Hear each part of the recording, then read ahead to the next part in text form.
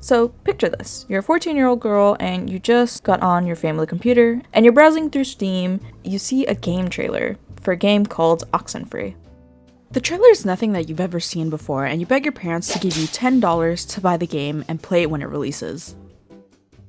So what is Oxenfree? Created by Night School Studios, Oxenfree is a supernatural thriller about a group of friends who unwittingly open a ghostly rift. You are Alex, and you've just brought your new stepbrother Jonas to an overnight island party gone horribly wrong.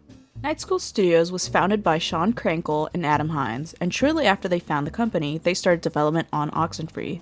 These folk, in partnership with Telltale Games, developed the Mr. Robot 1.51 Exfiltration Bone game. It plays similar to Lifeline, which I am also going to make a video about, where you message these characters from the show and you click responses similar to a choose-your-own-adventure game. It's released with an okay reception, and that's pretty much it from that game. Fun fact, Sean and Adam are both cousins. Adam Hines worked on The Wolf Among Us and Tales from Borderlands as a writer, and Sean Krankel has a decorated past in game development, and even had a hand in making the ARG that focused on the movie 9? Oxenfree released a trailer on March 5th, which showed Alex and her friends on Edwards Islands for a shindig that ends up going horribly wrong. Most of the interactions the characters have in this trailer don't end up happening, which makes sense, since this is just a small teaser, but it's really cool to see how the game has evolved throughout the development. For example, we don't see Jonas tripping over a rock, and we don't even open the triangle at the bottom section of the map. Ren also doesn't follow us, nor does Clarissa when we get to these portions of the game. Between the first trailer and the second trailer, Skybound Entertainment also came together and announced a partnership with Night School to do a web series called The Story of Oxenfree. It's super interesting not only as a fan of the series, but as a developer myself, and it's free on YouTube to watch. While looking through the Wikipedia, I came across an article that Skybound wanted to make a movie out of Oxenfree, but the official link is dead for some time, and I think it's been cancelled or in development hell. Either way, I believe it's not going to happen, maybe in another timeline. Now, you're probably wondering why the length of this video is so extended since my last video. It's because Oxenfree 2 came out in 2023 and I really wanted to talk about it. But I couldn't talk about it without talking about the first game. So I'm using this as 1, to talk about it at length, and also 2, to give people a recap on the first game in case they haven't played it themselves. I will say though that this video will contain a lot of spoilers for the first game and the second game, and I highly recommend anyone with a slight interest in this game to go play it at least once. It's available on damn near every platform, and you can even play it on your TV through Netflix. The game is fairly short, with it being less than 6 hours to get through the entire series, including the New Game Plus, so get to it. This video won't go anywhere, and I truly do think that this game is best played blind, and that is your final warning. Now that we got that out of the way, let's get on that ferry to Edwards Island. It used to be a military base. Well, it used to be a ranching thing, then it was turned into an army thing, then it became a bird thing and a museum or whatever. Henry Fonda stationed here, I think, for a bit. Unless he was Navy. Who's Henry Fonda? Around Christmas time, this little breakfast place used to sell these amazing polar bear sugar cookies. Man, those were good. And then one year they changed the... We start off by being on the ferry headed to Edwards Island. This is where we're introduced to Ren, Alex, and Jonas. Reginald, or Ren, is Alex's best friend and resident drug user. He's very lighthearted and always looking for something fun to do. He plays in a band called Redheaded Bedwetters, despite being blonde, but that doesn't matter. What matters is that he's the reason that Alex brought the radio, since he says that the kids who used to visit the island explain strange occurrences on the island when you tune into certain stations. We must be getting close. There's no radio reception on the island. I'm glad I got to hear it before it went totally kaput. If we can't use it, why'd you bring it? Not just for the boat. No. You'll see. I don't expect too much, but nah, it'll be fun. I won't undercook it. You'll see. Next we have Jonas, who is Alex's new stepbrother. Throughout the game, he explains that his upbringing wasn't the greatest and he ended up being put into juvie because a kid threw a baseball bat at him. His mother also passed away from an illness, and that frustration led to him getting in trouble a lot. Back to Alex. She's your run-of-the-mill, sarcastic, witty teenager, and she's by far the one I find the most appealing, second to Jonas. She has blue hair and probably pronouns, and wears this oversized coat that her late brother gave her. While we're on the boat, Ren mentions that we can tune into the radio to hear a broadcast from Carly, the high school radio station host, and she's playing one of Ren's band songs. Actually, it's a little after 10 o'clock, which means my dear friend Ren and his buddies are probably just touching down on Edwards Island for the yearly bash on the beach, or whatever we call it now. But anyways, I promised him that I'd play a song from his band, so hope you're listening, Ren. Here are the Red-Headed Bedwetters with Baby Carrots.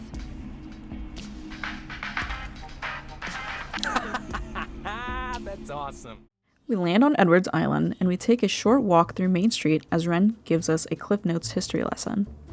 He brings up Maggie Adler, which is one of the denizens of Edward Island, and she also owns a majority of this island. She has a way more important role than the game gives off, but we'll get there when we get there. We push the trash can and meet up with the other partygoers. This is where we meet Clarissa and Nona. Let's talk about Nona first. She doesn't have anything to really say about the whole party thing, but she's Clarissa's best friend. She has a slight crush on Ren, and Ren actually tells us not to tell Nona about the fact that he has a crush on her. We're able to change the outcome of this, depending on what choices we make, but I usually put them together. She's quiet when she's not with Clarissa, and we don't really know much about her since we don't spend a lot of game time with her. We know that she skips classes a lot, presumably with Clarissa. Clarissa? Oh, Clarissa. She's very abrasive and condescending towards Alex, and at sometimes just pure evil. This is because Alex's brother Michael used to date Clarissa, but after his passing, it changed her a lot. She's popular in school with the kids and teachers and smokes a lot of cigarettes.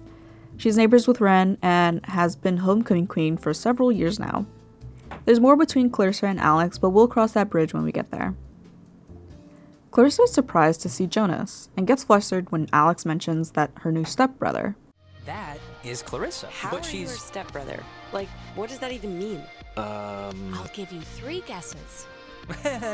Her mom's getting remarried, that's all. She's getting remarried to a guy, and that's the guy's son. So, domino effect?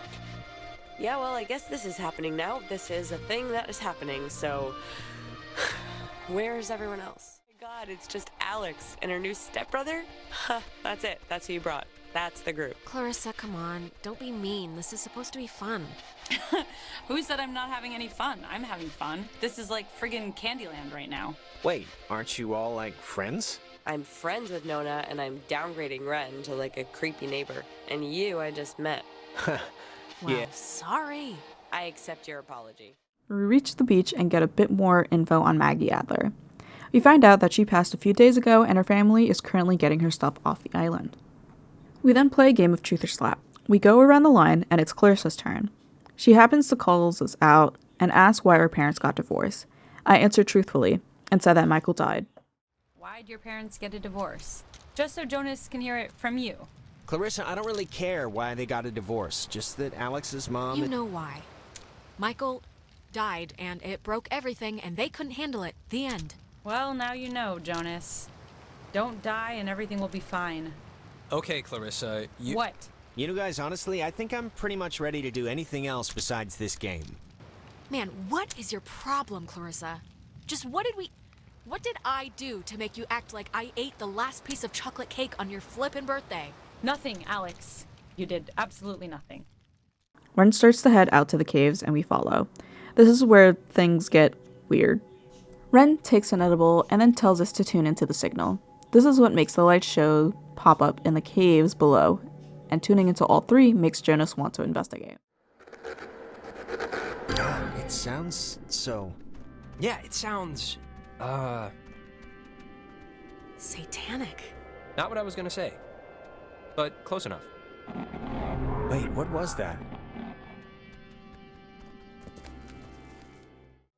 Now, as a child playing this game damn near a decade ago, I was fascinated by how a game so simple like this could be so scary. This was around the time that FNAF was gaining popularity, and I was too much of a wuss to watch a Let's Play or let alone play it myself, so Oxenfree was a nice introduction to the thriller genre. I look back into the types of media I've gotten myself into, and most of them have to do with time travel, space, or anything adjacent to it. Life is Strange, Oxenfree, of course, Interstellar, 999, All Systems Red, you get the idea.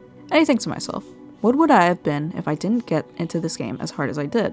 I have chat logs from old Discord servers where I'm shilling this game to my new friends, and I would give it to them, when it would go on sale. It's just a nice feeling when I think about it. But anyways, back to the weirdo caves. After searching for Jonas and walking through the caves, we see some strange graffiti that says, "See a man about a dog." I googled it to see if it held any actual meaning, and it surprisingly does. It's some sort of euphemism when you want to excuse yourself to do other stuff like going to the bathroom or getting drinks. Now, what does something like that have to do with where we are? Huge spoiler, so skip to here if you don't want to hear it. I like to believe it was written by the ghost we end up encountering shortly after, telling those who enter the cave to turn back and not to open the tear that leads to certain purgatory. We run past it and see the other half, saw the man but not the dog, and run past to the first part, it disappears. This could also be written by Anna Shea, who succumbed to the sunken after her and Maggie tried to contact them. Now that we found Jonas, we head deeper in the caves to find the source of the light. We walk into a beautiful cave filled with crystals that form a shape of a triangle, and we see an actual floating triangle. With the radio we tune into the triangle and figure out that it does in fact create a line connecting to another line.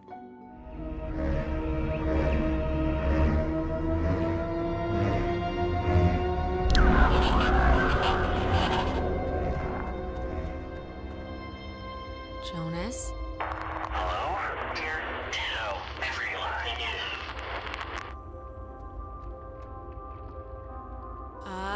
Hi? Leave, children. Bye. Brothers will see you soon. Alex!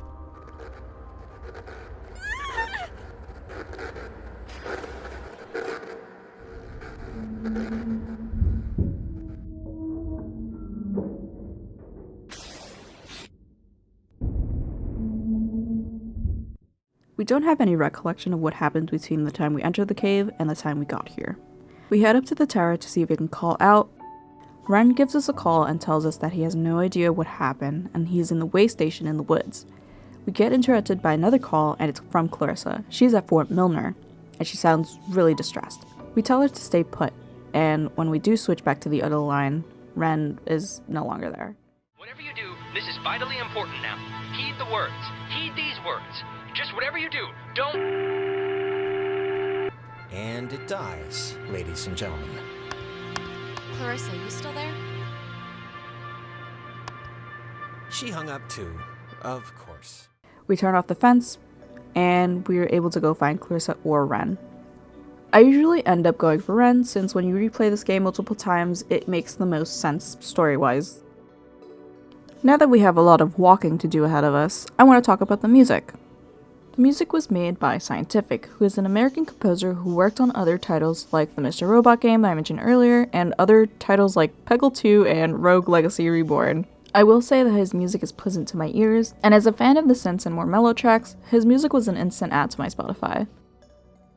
As we're headed to Ren, we make small talk with Jonas, and talk about a park he used to go to, and how similar it was to the one that we're walking through right now. We make it to the next area and find a cable car that needs powering on.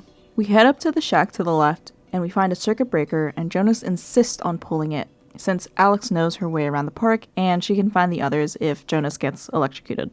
Instead of fighting with him on it, we just let him. So I don't know. Terrific, you'll be my supervisor. Supervisor Jonas. So what does it say to do? Just let me do it. That way, if something bad happens... Okay. Thanks. No problem, it's just that you know, kind of, your way around here. You know Ren. If someone were to get electrocuted, it should be me, right?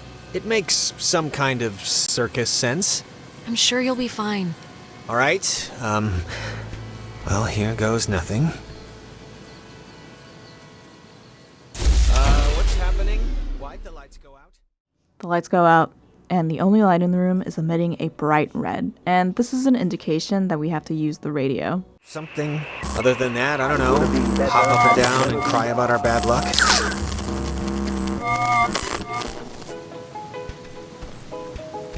That's... God, I haven't heard this in forever. This is something my mom used to... I am so tired of this funhouse bullcrap. The power turns on, and we're able to use the cable car. Was that there? Alex? Are you alright? Alex! Not funny. Not funny. Opposite. Total opposite of funny. It was worth it. Humming like a barracuda. Barracudas don't hum. Well, this one is. We make it to the campgrounds and see a tent that was abandoned. It's when the conditions. You used to come here a lot as a kid, right? To the island. I mean that's what Ren made it sound like. Do you ever get deja vu? I feel like didn't we just walk through here? There's a weird glitch effect that's happening on the top and bottom of our screens, and this is an indication that something's wrong. As we walk by, we see a campfire that wasn't there before. It's still warm, but this never really gets brought up. It's best to assume that it's just a thing that the ghosts are trying to throw at us to freak us out. We keep walking forward, and we get thrown back at the end of the cable car. This time, there's a soccer ball that kind of smells weird for some reason.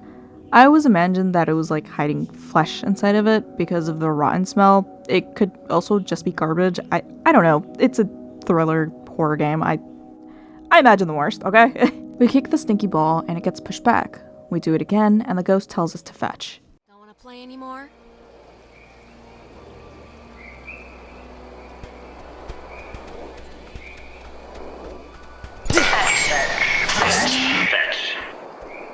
Oh my god. My doctor's not going to be happy with my blood pressure this year. As we walk by, an imprint of the ghost shows up on the wall, which I think is pretty cool. The loop happens and Jonas isn't there with us. We walk past the water and see a reflection of us. This is actually just another player in our friends list making a decision about whether Michael should stay with Clarissa or not. After this, we get thrown back to the start, but Jonas is here with us. Jonas is catching on that something isn't right, and we find a magnetophone near the tent. We're prompted to turn it. A little background on magnetophones. They were first produced by the Germans in the 1930s, and Great Britain and the United States later developed their own models. It uses a magnetic strip to record voices and music, and would spin around spools to play it. It's a bit more complicated than that, but for time's sake, it was widely adopted by the music and entertainment industry for how closely they were able to replicate live video. I couldn't find the title of the song that plays when we do spin the magnetophone, but once we do finish spinning, things go back to normal. Now that first road bump is done with, we head out to find Ren. Another side note, throughout the island there are these cairns, rocks piled on top of each other, that when tuned in, give us a radio signal to listen to. Some of them are Morse code messages and others are audio clips. These end with a call sign and leads us to a phone number that begins the Oxenfree ARG. If I had a nickel for every time a game had an ARG and I just didn't talk about it, I'd have 2 nickels. The ARG spanned 5 months and there's a video made by Up Left Up Late that details how that went. I highly recommend you check that out if you want more info on that. Okay, back to the game. We run into Nona and she tells us that she's seen us before, and we brought up her grandfather and it really upset her. We told her that it's the first time we've seen her tonight, and we also tell her where Clarissa is, but Jonas interrupts us. We direct her to the comm tower and to wait for us. That girl's a peach. And what is with you telling a clearly very deeply troubled person to go explore an abandoned military fort alone? I don't even like that we're gonna have to do it. But Nona? Hey, she wanted to know. I'm not gonna lie to her about her best friend. I just hope she goes to the tower, that's all. For her sake. And for your conscience. Oh, eat me, okay? How about that for your conscience? That doesn't even make sense, and I'm shocked and appalled. We make it to the next area and make our way to the building that Ren is in. Oh man, thank God. I thought you were a werewolf. Why would we be a werewolf? I've convinced. Every 10 feet's been a horrifying ordeal the entire way here, so you're lucky we made it. And I am grateful. I wouldn't have made it to the comm tower, okay? Trust me. I get lost in houses when there's more than 2 bathrooms. Do you have, any idea what's going on? Oh, wait, never mind. We're back at the start. Instead of the building, Ren is outside and he's not looking too hot. We follow Ren up the hill. He stops in front of 2 magnetophones, and with the prior experience of turning them, we turn these in hopes of fixing whatever's going on. After doing so, Ren is gone, and we go back to the shack we found him the first time to find him convulsing and speaking random gibberish to himself. Can you hear me? I mean, I know they say don't move somebody with a spine injury, but it's like, we gotta do something, right? Well, I'm not leaving him, so that's not even an option. No, obviously. Unless we got like really, really scared, then, you know. We take the radio out and attempt to tune into him in hopes that it helps him. We open up another triangle and the ghosts get out of Ren, but also fling Jonas into who knows where. Won't hurt you. Can we, help you? Or... Leave. Possible. Yeah, sure. Leave possible. They tell us that they can't physically hurt us, and explain to us that they're only using our bodies to communicate and try to leave the purgatory state they're in. They mention Maggie Adler again, saying that she tried to do the things we did on this night, tuning into the weird frequencies. You're probably wondering what Maggie Adler has to do with any of this, and whether or not she's the reason that the things happening tonight are her fault. And I promise that we'll do a deeper dive into her character as the video goes on. Jonas and Ren are no longer possessed by the ghosts, and the triangle that was just here has disappeared, but left an imprint of what looks like to be the deep sea. Ren seems to be fine, but Jonas is a bit shaken up. Jonas tells Ren to head to the comm tower, and we head out to go find Clarissa. After a short jog, we make it to the mining grounds, and you can hear Clarissa's voice over the speaker system. I'm at Fort Milner in the, I think in the gym or something. Well, she's around here somewhere. I was worried, honestly, that she, might have left. She sounded sort of scared. Like in dire straits, actual trouble right now scared? The door we have to get through is currently closed, but the bright flashing light indicates us to tune into it. As we're climbing the ladder, we can see graffiti that says, "Clarissa, I'm at the beach." Signed, Nona. She definitely passed through here, but we meet her at the comm tower later on. We open a door and find ourselves in one of the abandoned buildings. Jonas questions Alex about what Michael saw in Clarissa, and we tell him that he'd be better off asking Michael because Clarissa has been a major douche ever since Michael passed. Jonas tells us his type, and he ends up describing Carmen Sandiego, which I thought was funny. What's your type? Blonde, right? Nose ring? No. Tall, brunette, maybe a big hat, red raincoat, lots of mystique, been around the world. You're describing Carmen Sandiego. Oh yeah. You know, that kind of explains a lot. We see Clarissa running through some doorway. Jonas runs after, but the door gets closed behind him. We turn the lights on and head back down the stairs. And then another instance of Alex shows up and tells us to not let Jonas talk to his mom. We open the door and we see no sign of Clarissa, just some codes, and then we head out to go find her again. Jonas thoughtfully tells us that he's been needing to pee for the past while, and despite our resistance, he ends up going anyway. We walk outside to get away from the sound and see Clarissa running into the big building next to us. We see a chalkboard with handprints and another red light. Tuning into it, we get locked in to take a quiz. The questions are about Edwards Island. Mountains of Washington, the Navy opens the world's largest radio transmitter. It's 1 million watts, can flash a message around the world in 1/10 of a second. Hey kids, wanna play a game? We get flashing images of 3 people standing next to each other. There are tons of these images that get flashed throughout the game, and they're all intertwined to tell a story. My theory is that it's piecing together what happened on the USS Kanaloa, and the wolf imagery is symbolic for how all of those who lost their lives now live as one. Their anger and resentment festers and leads up to all of the events that are now occurring. Jonas gets possessed and we get more flashing images. One of them seems to be a bed of flowers, and another is the schematics of the USS Kanaloa. To get Jonas out of the possession, we use our trusty radio and we get another imprinted triangle after it's done. We hear some sped up recordings of information of the USS Kanaloa, and the ghosts are trying to tell us that their time was stolen from them. Now, I want to give a trigger warning for the next scene of images of suicide and self-harm happen, and I will post a timestamp that you can skip to. Just to be clear, she does appear to be fine after the scene ends. But here's that timestamp for when you need it. Climbing up the wall, we find Clarissa sitting on the floor, and she tells us that she showed up in Fort Milner and doesn't remember anything. Interacting with the radar that's found in the room, another loop occurs. Walking back into the room, Clarissa is hung from the ceiling. Not now! We're We're looping again. Crap. Well, just keep me in the loop. I didn't mean to say that. Clarissa! Is there anything can we...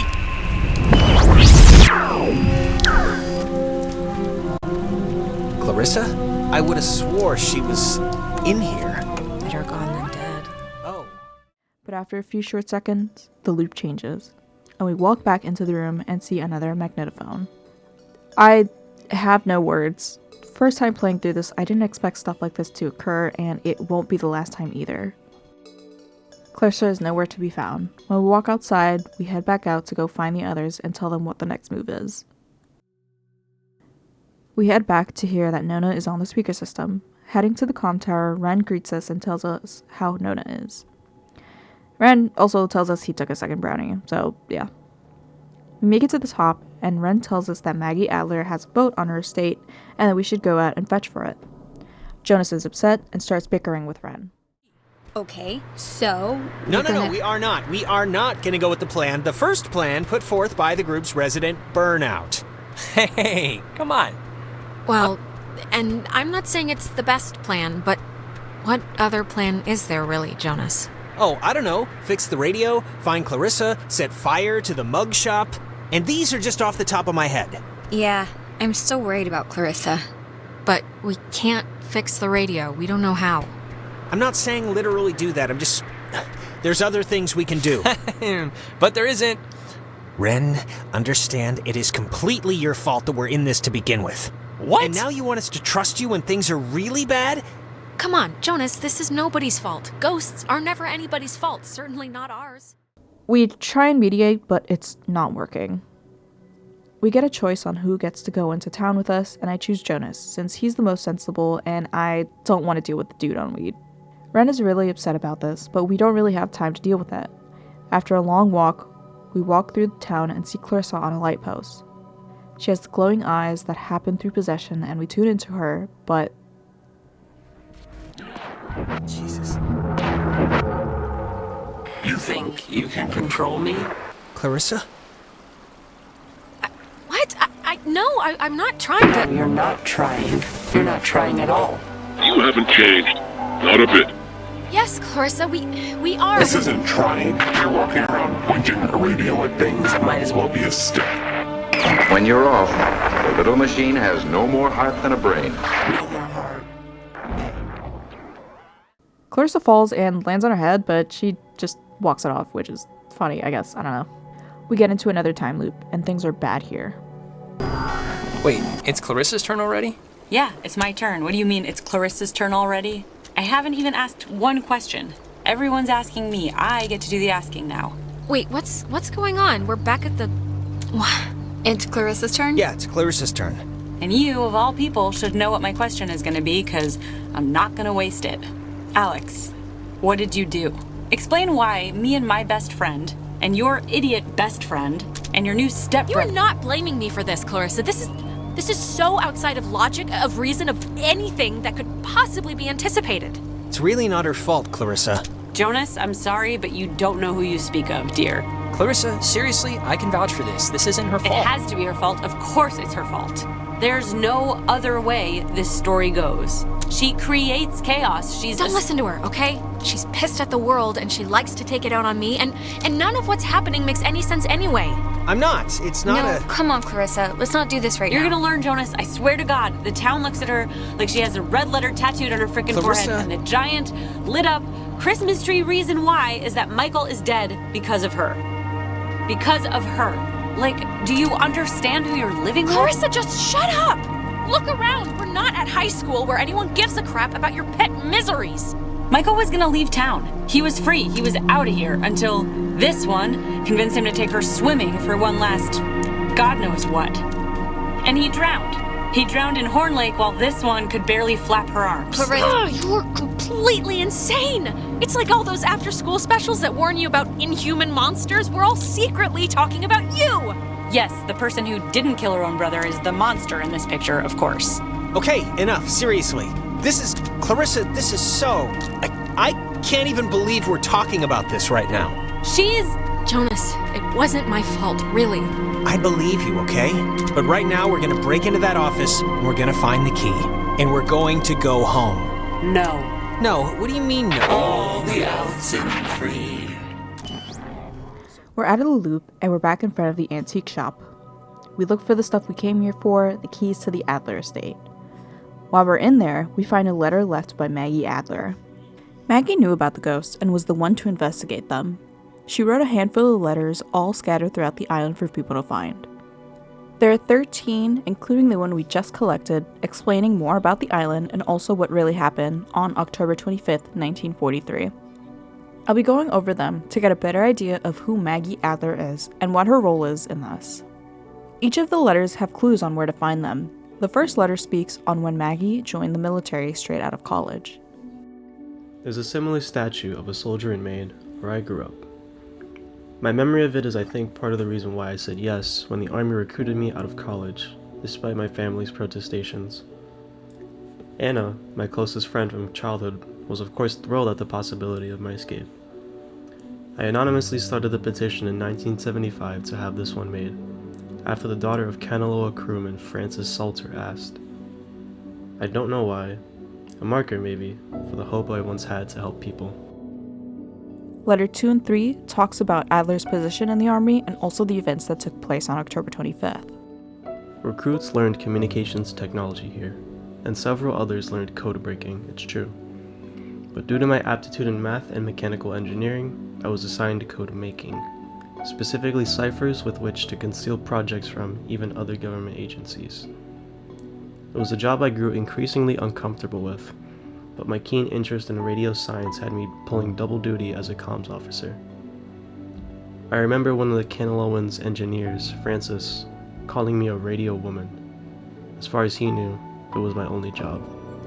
I was on watch duty in the tower when it happened, having just gotten back from an early leave for the reading of my father's will. For years I childishly blamed him for this, too, his one last act against me. But it was nobody's fault or decision but my own. I'm sure it was Francis Salter who sent me Kanaloa's distress signal. It had been cut off. I still don't know why, and I hastily interpreted the garbled transmission as an attempt to jam radar. And so I sent back the guidebook recommendation to scout and bomb if necessary. The fourth letter Adler talks about how USS Walter Roy sunk the USS Kanaloa. The USS Walter Roy, a destroyer escort, sunk the USS Kanaloa with friendly fire on October 25, 1943. It had held a developmental nuclear reactor in its belly, and had been sent out weeks earlier as a test of its capabilities. Relatively few even knew of its existence, which tripled the base's confusion when the submarine's communications had been cut. No one outside of a handful of us would ever know the truth. I would discover later that a weapons technician of the Walter Roy had been at Francis Salter's wedding. Salter was an engineer on the Kanaloa. I don't know why, but it's strange to me. A civilian woman helped Maggie decode these messages despite her not fully understanding what they meant. The first transmissions from the lost soldiers were recorded here by a signal officer training new recruits. I heard about it soon after. Yes, word of the childlike, almost playful messages spread quickly, but the broadcasts were usually dismissed as an ongoing prank, faulty equipment, or AM stations bouncing off the Midland. However, after I successfully decoded one as a mayday from Calvin Gilbert, an electrician who perished on the USS Kanaloa, I knew it had to be something more. Mary Ann Bozak, forever engraved on the Command Annex's memorial plaque, was a kind, humble woman who helped me decode the ghost's unusual messages. I don't think she ever really believed my hypothesis that there were relays from the sunken submarine, even though she corresponded with, as she put it, a man named Calvin, an electrician who died on the Kanaloa. I pieced together the truth, the cover-up, and my own tragic mistake that killed him and his mates over months of careful deciphering. My belief, bolstered by Anna's and my research conducted largely at the Catbird station where interruptions were rare, is that the men and women of the USS Kanaloa were separated from our dimensional existence by the implosion of the submarine's nuclear reactor. I identified one passenger, Henry, by his call sign, and his confused diction and reliance on game logic says to me that their emotional states, if not mental states, had been reduced to that of children, a thought I cling to when I envision Anna's demise. Anna and I frequently conducted tests at what was once the East Barracks here during the brutal winter of '51. Waves of any kind, radio, nuclear, electromagnetic, seemed able to pass through all existences under certain circumstances, which explained our ability to get communiques sent from them. This might also justify the frequency of hearing one of the Kanaloa's electrician's call signs, Calvin Gilbert, come echoing through the relays. On April 4th, 1952, we would attempt to reverse the manifest breakdown and bring the soldiers back. After stealing equipment from this relay station, Anna and I entered the cave just before dawn to try and communicate directly with the crew of the USS Kanaloa. We successfully tuned in to the source of the temporal tear and spoke, albeit briefly, to Henry Griffin, an SOC sergeant who died on the sub. But the power overwhelmed my dear Anna, and she was absorbed into its ridge. All that remains there now is the flickering hue of a partially open gate, a window to a perpendicular space that seems to have augmented the submarine's call. But of all my regrets, perhaps the deepest is knowing Anna's last vision was of me fleeing from her in terror. After the fort closed, I used the considerable resources from my father's endowment to buy up most of the land, or influence government officials to declare that which I could not buy protected. I have not been entirely successful, and have watched in horror as a small tourist industry has precariously sprung upon this cursed land. Even the family of one of the sailors who died, Calvin Gilbert, set up a restaurant to cater to inquisitive out-of-towners. I can promise this, though. The museum will never happen, and the beach and caves will be boarded up. To whoever is finding these notes, understand my hope is that by enshrouding this intelligence in such an obtuse manner, its detection will discourage most innocent seekers, thereby allowing it to befall the correct person, and not the easily distracted military mind, nor the typically bewildered excursionist. Do not blame the submarine's crew. I don't believe its passengers like Henry Griffin can even understand what has truly happened to them, and you do not have to forgive me for my myriad failures. But please, remember the name Anna She. Know that she did not deserve her fate. You could feel the guilt and regret that Maggie felt all those years after not only being there to witness the attack, hearing the voices of the dead, and opening a tear that took away her partner. These letters aren't a requirement to find to get the last scene of the game, but we do get a new dialogue option if we do find some. Heading back out, we get launched way back. We're in a memory with Michael and Clarissa. The music doesn't necessarily paint a good vibe for this area. Alex is clearly distraught, but no one around her is really reacting to it. While we're here, we talk to Michael for a little bit and also Clarissa. Clarissa in this dreamlike place isn't a major cunt and tells us that Michael loves us and how much he talks about us. I'm glad we could all do stuff today.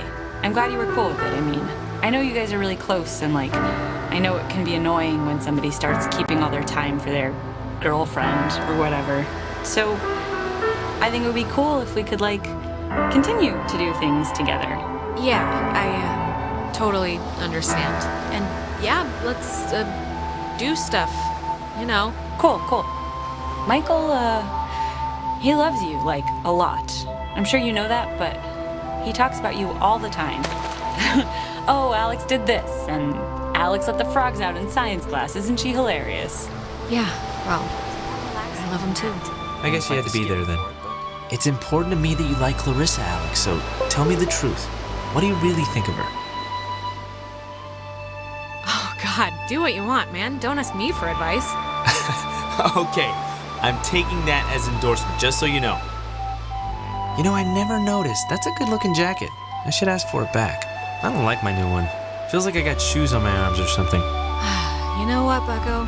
I need it more than you. Bucko, you haven't called me that in years.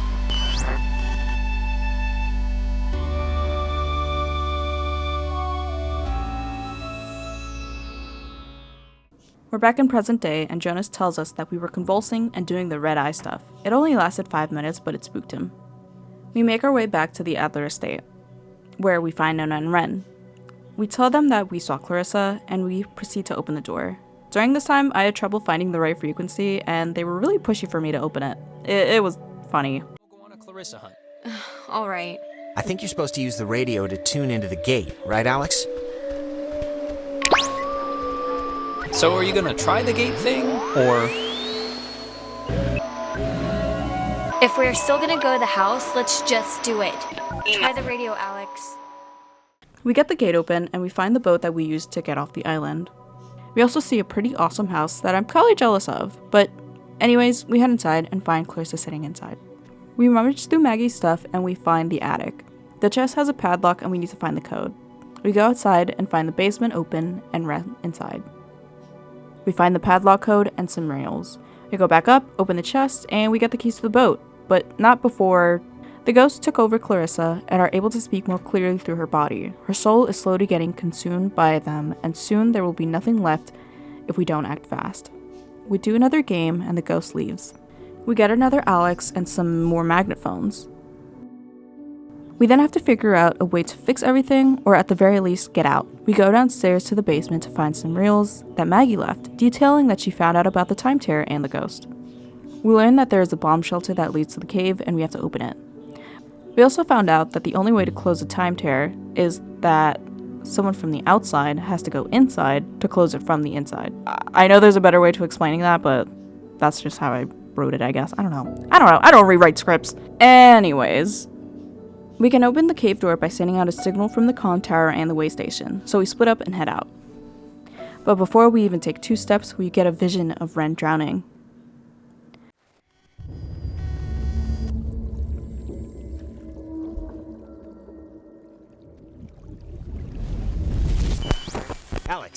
Alex, okay, are you back to normal?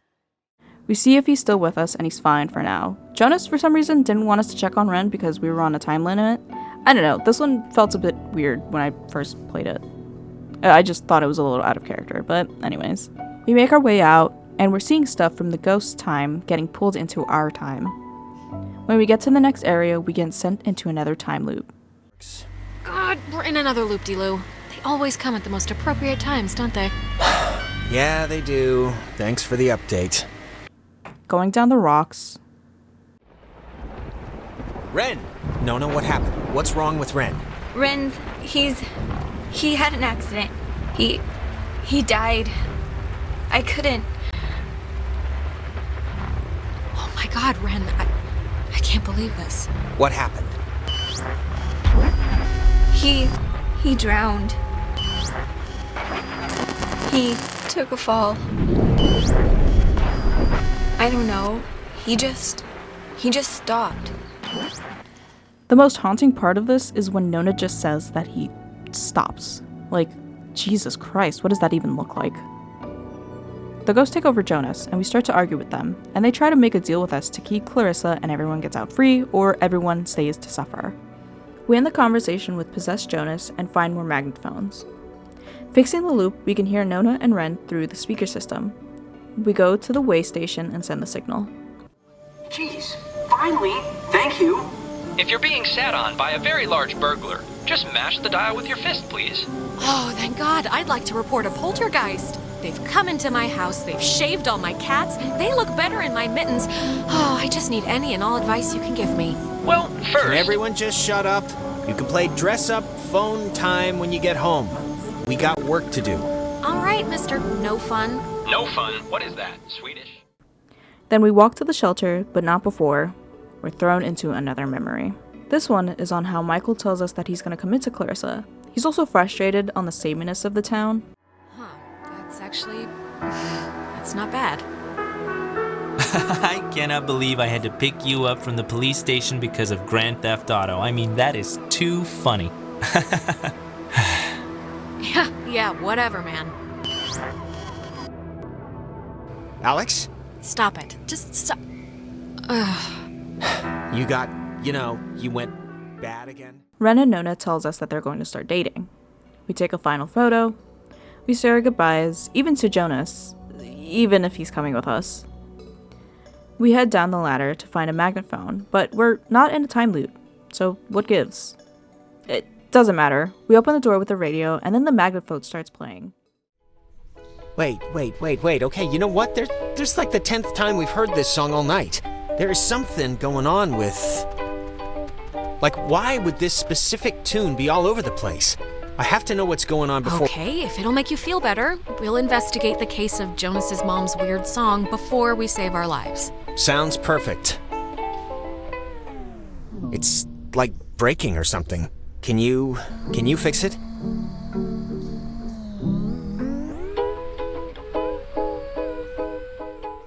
God, she's like so close. Can you just try and tune in the signal? This tape player thing isn't even...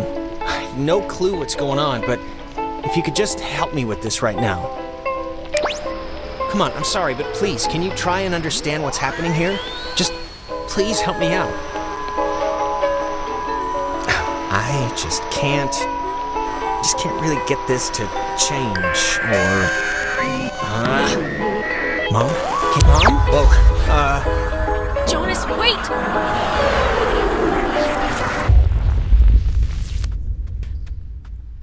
Jonas, where did you go? Come back!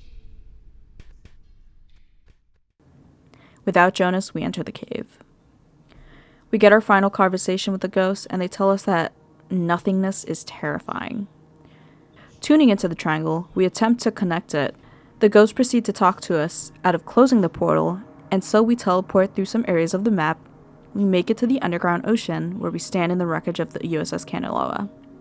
We also see the triangle that we first saw at the beginning of the game, but we're on the other side looking in. Well, it'd be an alright way to go if it meant saving some people you care about. One last chance. You don't have to die. You can leave, you know, through the gate you opened. And we keep the girl. Clarissa. She'll be happier with us. What? No way! I'm not just gonna abandon Clarissa. Who do you think I am? Who do you think we are? Do you think we wanted to be thrown away? Like some faulty appliance? We won't let it end like that. If we keep talking to the ghosts and not closing the portal, we get a different ending. It's all about that. It's not for us. We've twisted our bodies, screeching 2 inches from your faces for you to see us. And you never do. Enjoy the scenery. Gets old after a while, believe us. To the crewman of the USS Kanaloa named, Calvin. I'm going out on a limb here, man. I know you're in there. I know you're a person. I know you're all people. Come on, just please help me. Help my friends. Stop this. Calvin. Was our name ever... Calvin? Oh, Calvin. I almost remember. My name?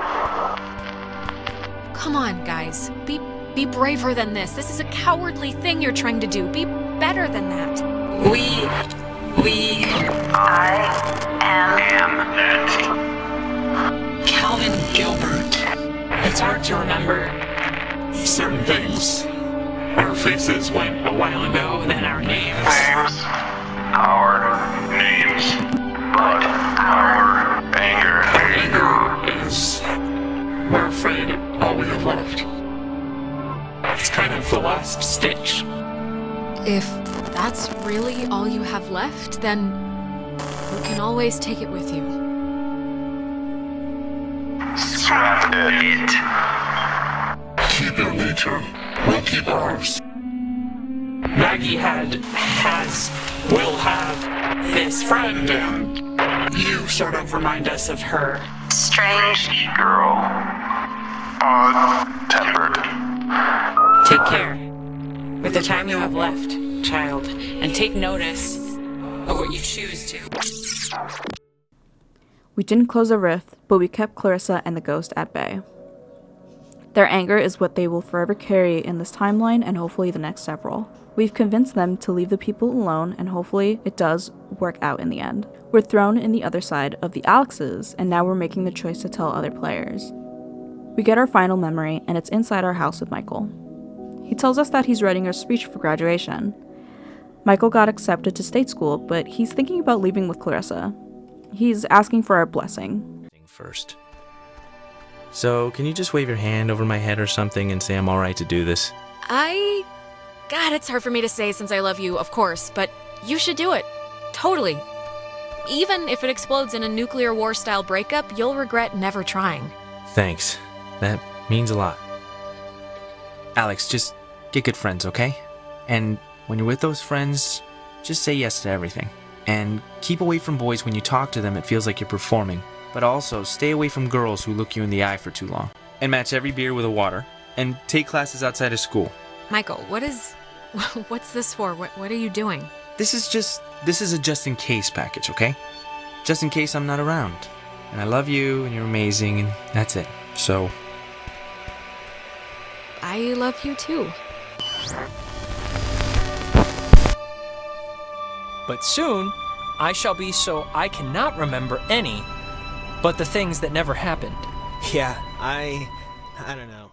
When we get up, we're in the boat that we arrived in. Everything seems fine. What happens now? We talk about Michael and prom and whether or not we should tell people about what happened. And Nona finds a book that Ren forgot. We take a final photo and Ren reads out a line of the book. I don't think they're bluffing, Alex. Like this, here. When I was younger, I could remember anything, whether it happened or not. But soon, I shall be so I cannot remember any but the things that never happened. Yeah, I don't know. Wait, didn't you... Cheese! Before we'd left, I told my mom I was spending the night at a friend's house, and when I got back, I didn't see any reason to change that story. Now we're at the end of Oxenfree. We get some cool pie charts showing us what we chose against other players.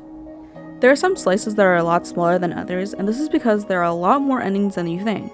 Sure, we can give up Clarissa and also not have Ren and Nona date, but the real kicker is that it's possible to save Michael from ever drowning, and it involves the choices that we make in the dream sequences. But if we do bring Michael back, it means that Jonas is no longer a stepbrother. Out of all of them, I'd like to think that this one is the best. Clarissa goes to school, we're friendly with Jonas, and Ren and Nona are together. As much as I'd like Michael back, it just doesn't feel right knowing what we know. And then we get to choose what we do with Alex's life, but...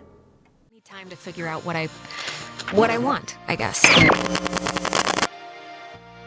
But anyways, what time is it? Yeah, sorry, I gotta run or I'll miss the ferry. Ren's dragging me out to Edwards Island for that yearly beach party thing, and I have to pick up what's-his-name Jonas, too. I hope he's not weird or mean or something. Whatever, I'm sure it'll be fun. It's something to do, right? It's never ending. And that's it. That's the game. Well, the first part of the game. There's New Game Plus. The New Game Plus released on May 31st, 2016, and when opening up the game again for the second time, you're prompted with Continue Timeline. You get new options and new dialogue, and you might think that you may have to replay the game for 3 hours, but it's shortened and it's more like an hour and 40. Trust me, it's worth the extra playtime. Some noticeable differences is that glitches occur way earlier in the game, and some sections of the game are entirely skipped. Alex tends to speak up on this and mentions something feeling off whenever this does happen. The Ghost, or what they're actually called, the Sunken, also mentioned that there is a version of you that already played through the first part of the game. That we're just another Alex. What the? Oh. It's You. Again. You'll Give up the struggle to live to escape. eventually. This Story. it Is is not so sweet as before.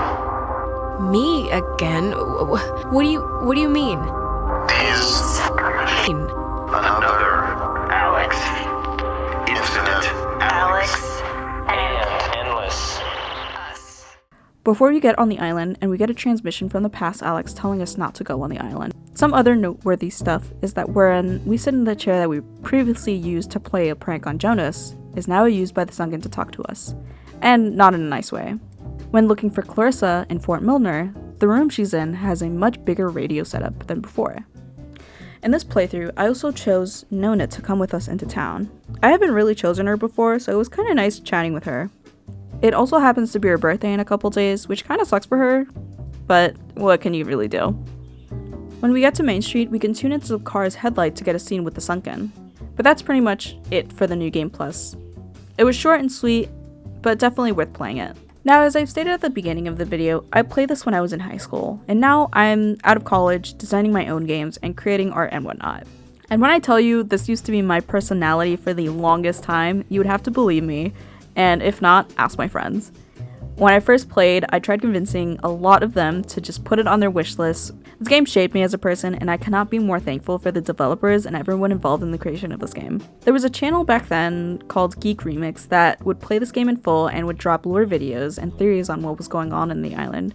They also helped me shape the content that I'm making now. This segment turned out a lot more sentimental than I anticipated, but I just wanted to highlight that every piece of media that you come across, whether it be games, art, or books, or whatever, shapes you as a person today.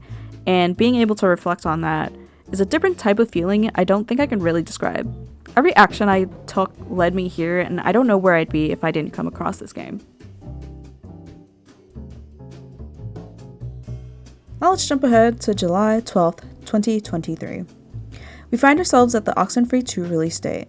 When the game was first announced, I didn't really know what to anticipate, and I knew I wanted more answers to who Maggie Adler was and other general questions. So between 2016 and 2023, Night School Studios released 2 games, After Party, where you try to escape hell with your best friend, and Next Stop to Nowhere, which was an iOS exclusive game where you are a courier going through space interacting with the folk you meet along the way. I highly recommend checking out both games if you want something outside of the thriller genre. Back to Oxenfree 2. At this point, Netflix acquired the studio, but thankfully this didn't affect the development of the game. When watching the trailer for the game, the art style has shifted just a tad bit, and honestly, I'm all here for it. The characters have more visible expressions, and you can see more details on them. Honestly, a step up from the first game trailer. There are more mysteries, and the ghosts are back with a vengeance.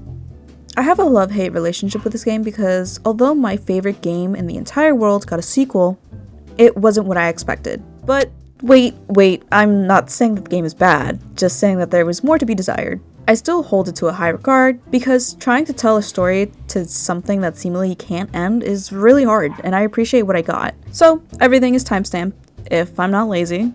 And this is the part of the video, again, where I tell you that if you want to play this game for yourself, I highly recommend doing so. The game still tells an excellent story, and I did in fact cry in some portions of it. No matter how long this video is, I will not do the game justice, and I want you to go play it for yourself. This is your final warning for the spoilers of Oxenfree 2. Thanks for making it this far. Leave a like if you already haven't, and let's tune into some stations.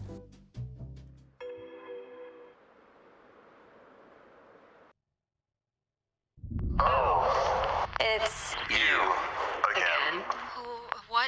What do you want? Rules. You know. Jonas, where did you... Is leave possible?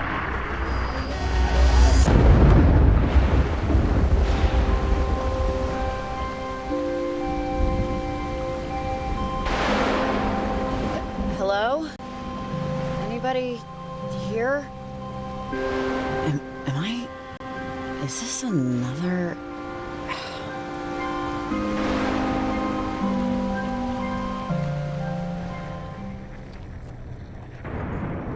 Doesn't look like the lamp works anymore.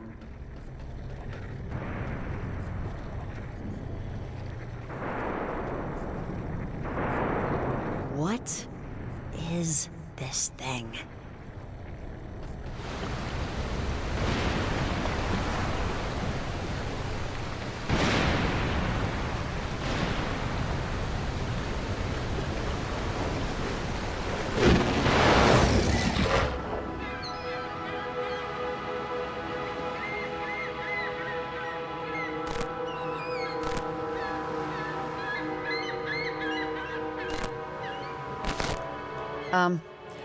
Where is this? Where am I? Bury me. Where you can't see water.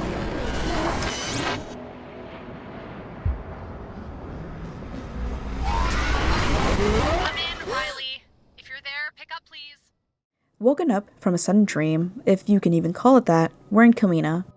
We're Riley, a 32-year-old that came back to Kamina after leaving for an extended period of time. She picked up some work to put some transmitters on the island to help some researchers out to detect anomalies around the island.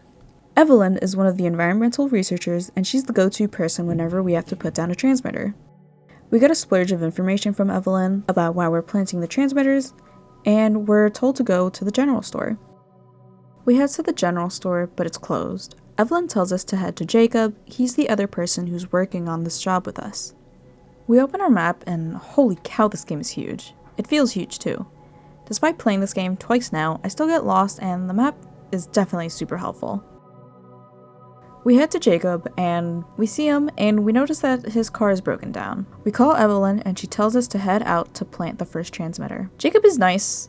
He talks a lot, for better or for worse. He speaks a lot when we're on the road, and Riley either doesn't respond or is really snarky. He's 33, and he's grown up in Kamina, and he has a brother. His parents passed away a few years ago, so most of the stuff was given to him. He's the local handyman and knew of Maggie Adler.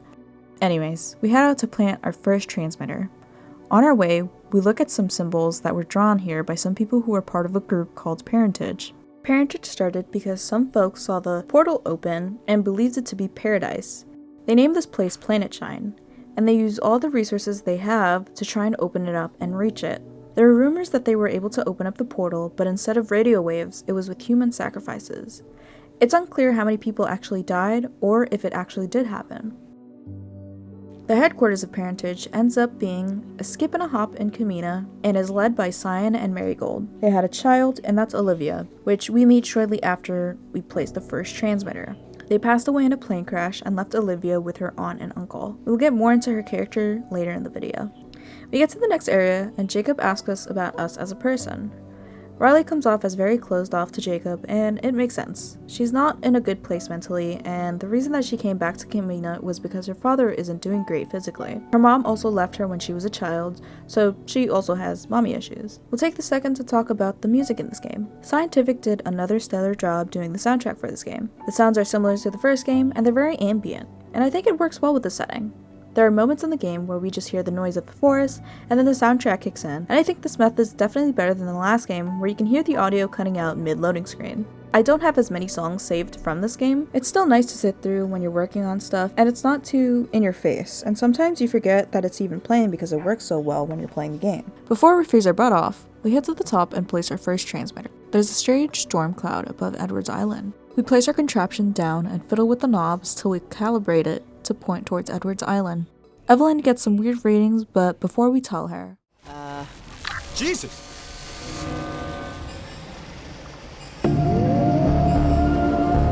Wait, what is that? Do you see that? Over Edwards Island? Riley, do you know... Is this right? Riley, what's going on? The readings are a little weird over here. Riley, is this normal? Something... Riley, turn off the transmitter. It's... What? Just turn What's it off. she saying?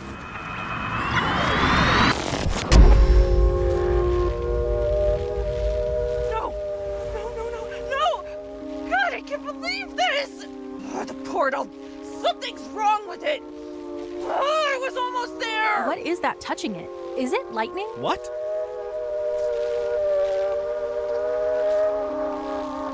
Wait.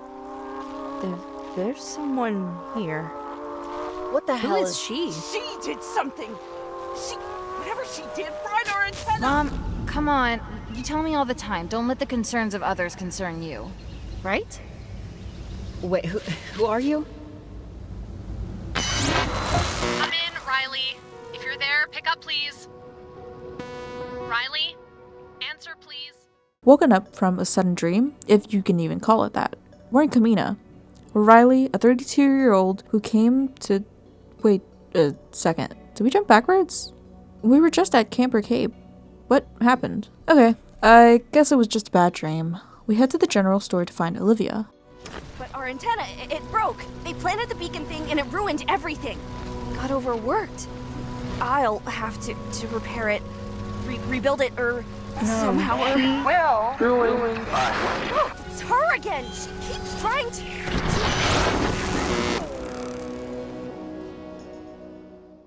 Okay, you get the idea. We're in a time loop. So instead of the magnetophones from last game, we're given these machines where we have to calibrate them to match the shape it shows us. We do this a number of times around the game, so I'll just skip to when we're out of the loop. We find Jacob again, and he probably went through the same thing we did. Evelyn calls us in and tells us that we have to head back to Camper Cape to see why the transmitter is acting up. Making it back, we notice a triangle from the first game. Jacob gets possessed and we have to go look for him, and hopefully tune him out of it. We are talking with the sunken, and then we're thrown into a flashback. Hey, you hear what I said? Miss, bar's closing. You gotta go home. Hey, anyone know her? What? Anyone friends with this woman? What's that? Anyone? No? I didn't even do anything, okay? What are you coming at me for? What am I coming at you for? You haven't even paid your tab yet. Hey, wait, buddy. You were talking to her earlier. We get pulled into Garland with no recollection of how we got here. We head to Jacob's place, and he definitely got some stuff after his parents passed. Jesus Christ, this place is huge. He, of course, doesn't have the key to his place, so we climb through a window, but not before we try the doggy door. And we use the ladder on the side to walk right in. We get a weird phone call. We get them through the game, but I don't know who this is, or who it's supposed to be. Hello? Better 3 hours too soon than a minute too late. Though waiting be hell, I am to wait. Better 3 hours too soon than a minute too late. Yeah, you have a nice day too.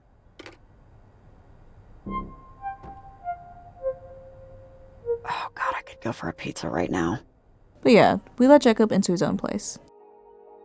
We can skip this entire portion. He essentially lore dumps about the fact that the US Kanaloa, blew up, this, yada yada yada, Anna died, this, that, we opened portals, blah blah blah, yeah. Alright, you get the idea. Our plan here is to use the transmitters to cancel the portal and stop the ghosts from coming in. But first, we need to get back to the general store to get our climbing gear. Thankfully, Jacob knows a way to get in. We continue our walk, and Jacob makes some small talk and asks us why we came back. Riley mentions it was the only job she can get. It is also hinted at that she's kind of bummy in a sense, and that she doesn't really feel like she achieved a lot since she left military. We make it to the transmitter, and the only reason to actually come up here is for the letter. I just accidentally went the wrong way and got lost, so yeah. Anyways, we gotta walk past Jacob's place to get to the next area. We're at the waterhead buffs, and we try to jump over and... Bit of a leap there. We could climb down here also. It might take a little long. Riley! Riley! Jesus! Are you okay? Please say something! Riley! I'm dead. Or maybe I just wish I was dead. Give me a second. She should break a couple more bones, but we walk it off like a champ. We walk through the caves and see some more symbols that the parentage folk leave. We get a transmission, and it's actually our dad. He never says his name, but as we end the call, the fog disappears and we're back where we were. Yes, this is Riley speaking. Over. Man, you sound... actually, you don't sound at all how I thought you'd sound. But, how's it going? Over. Yeah, I'm fine. Who's this? Over. You know who this is, but I'll give you the space to figure it out for yourself. Okay. I don't want to waste your time. That's a pretty important resource. But my mom used to tell me stories. That's why I'm calling.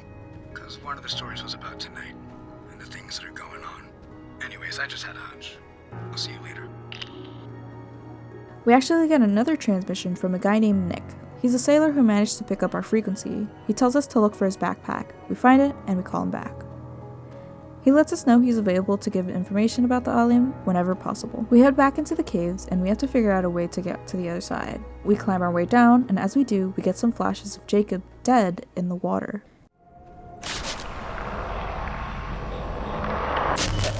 Jacob? Hey, sorry.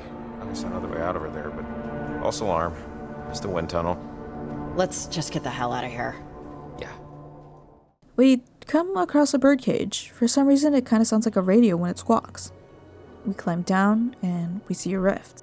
Despite Jacob's protest, we open it and walk inside. We traveled back in time to 1899, and we try and see if the elevator is still functional. The bird is dead when we walk back, which is weird, but anyways. We pull the lever to get Jacob up. Come more climbing and some more caves. We run into a section where the ghosts are messing with us. We break a couple more bones and see our dad. He talks about not being able to pay for a class trip and also the fact that our mom isn't here. Your mother, she was incapable of most things. She couldn't love me, she couldn't love you, and I know in your heart you want to find out why, but there's no why there. Her soul just has too many cracks. You see, it just can't hold anything for very long. You understand? No, not really. Maybe you won't ever, and that's okay too. We can talk about it later, after we find the clearing. Won't take me in. Now, see you up top in a bit.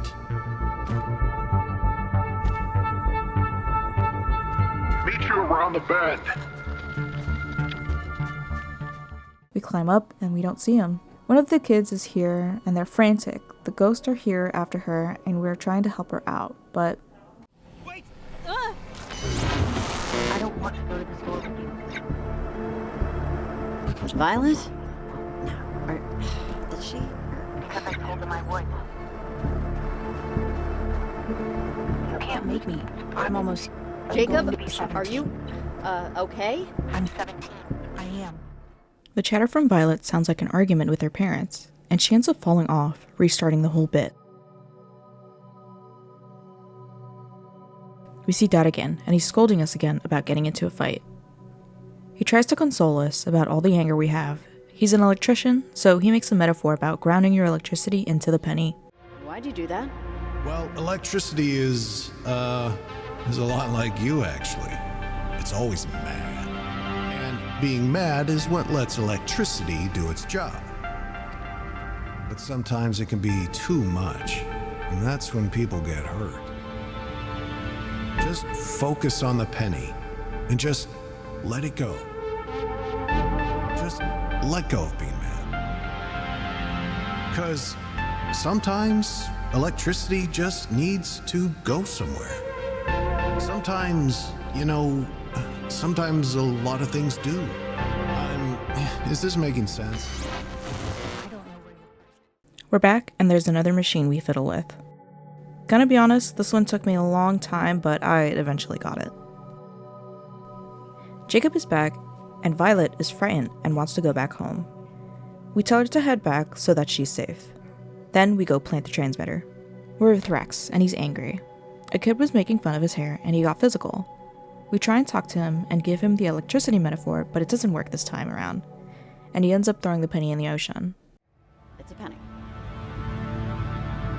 A penny? What for? So pretend you're like electricity. People who work with electricity put copper in the ground, just in case there's too much of it so it has someplace to go. So next time you're mad, just pretend you're electricity, and that penny is your someplace else.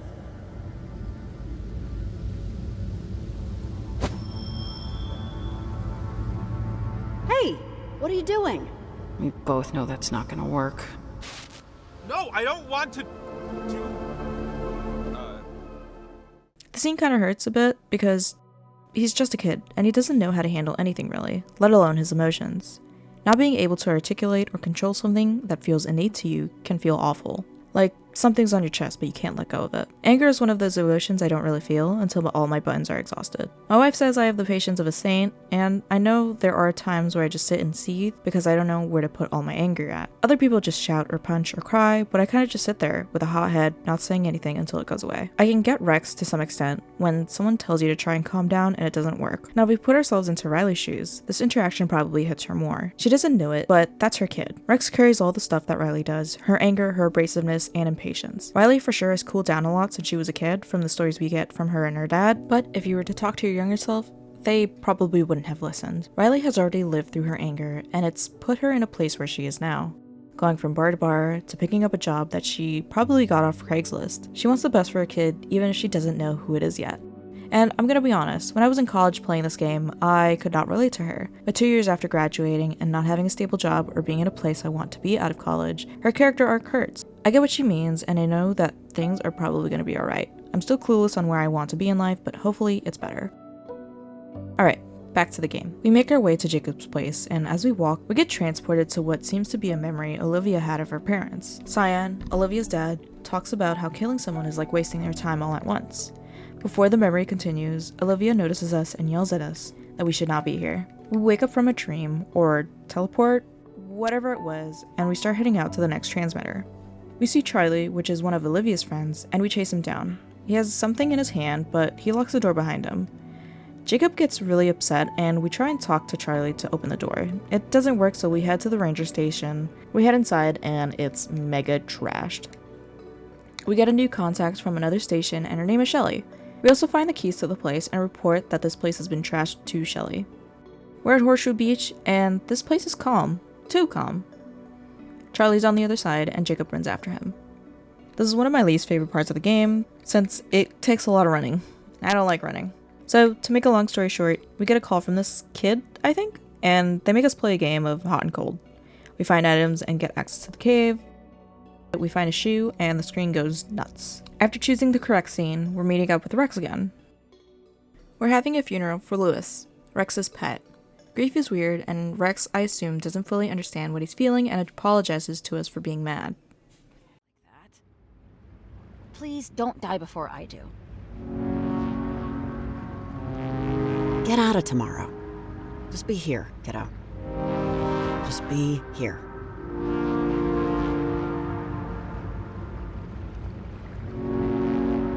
I don't like seeing him alone. Isn't there a way to get him back? I don't like seeing him out there. Maybe I shouldn't have done this. Lewis has everything he needs now. No, I want to be with him. I don't want him to be alone. I wish I could go too.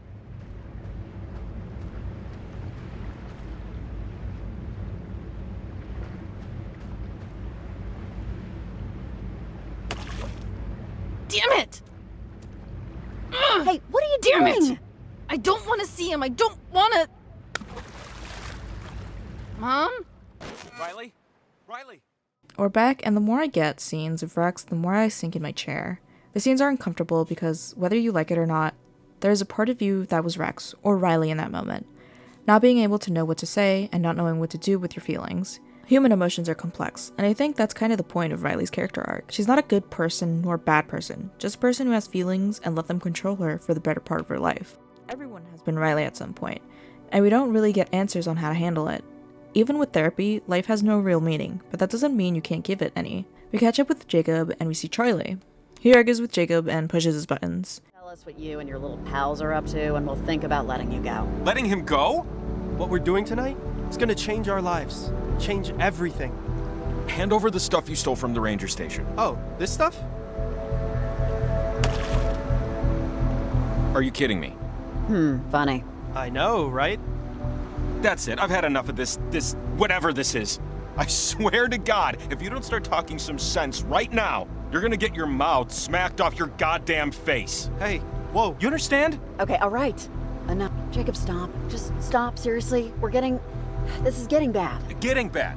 This night is literally falling apart, and it's this prick's fault. Him and his whole crew. Jacob, really, just calm down. We'll figure it out, okay?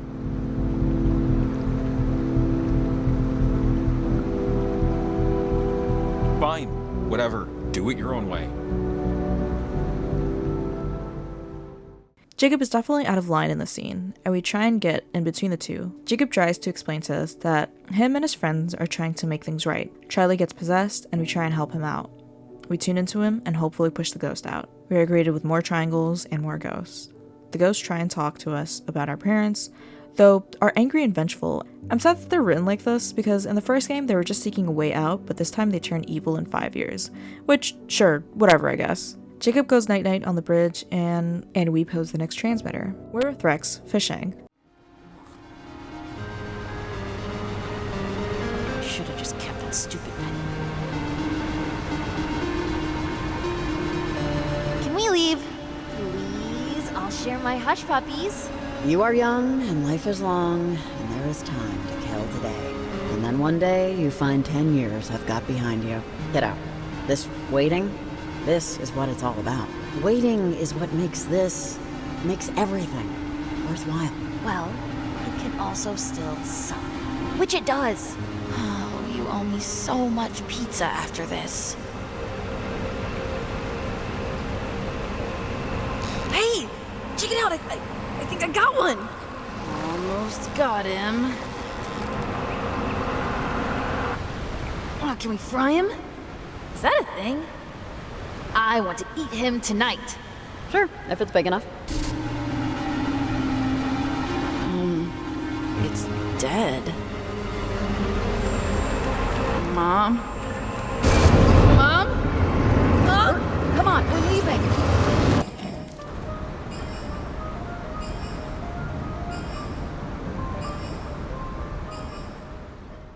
Some glitches happen, and fish fall down from the sky. Charlie is no longer where he was, and Jacob says he's been buried alive in bugs. I'm guessing the ghosts have been messing with everyone, and it's giving everyone nightmares. We do a lot of walking around to get back to the main street, and we get a call from Shelly. She's been saying that she's been getting some strange phone-ins. We tell her about the ghosts, but she doesn't necessarily believe it. We make it to the community center, and this is where the cult HQ is. The radio equipment is in the building that we have to find and destroy. After some snooping, we see a lot of art and symbols around the place. We find the bunker and we smash the computer to bits and hear Olivia and her friends walk in. We confront her and she starts speaking about how this is the only way to see her parents. Parentage has nothing to do with why she's here. Now, we haven't really talked about Olivia as a character, and that's because she really only has one thing on her mind, and that's to see her parents. Because they both died in a freak accident, Olivia has yet to come to terms with that, and she's taking it out on everyone and doing everything possible to see them. We know that parentage has some ties to the ghost, and because of this, Olivia believes she can see them again.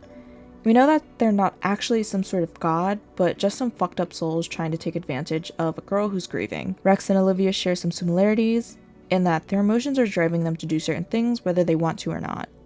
Rex is angry and gets upset very quickly, but even with Riley's help, he doesn't want it. And Olivia is grief-stricken to the point she's willing to contact ghosts of the past to try and replay that one moment forever. Riley tries to help the best she can, but when we get to the end of the game, it ends up futile. Riley knows what it's like to be both Rex and Olivia, and trying to help navigate their emotions can make this game really uncomfortable at times. Olivia threatens us by sending Charlie at us with his knife, but he second guesses her and backs away.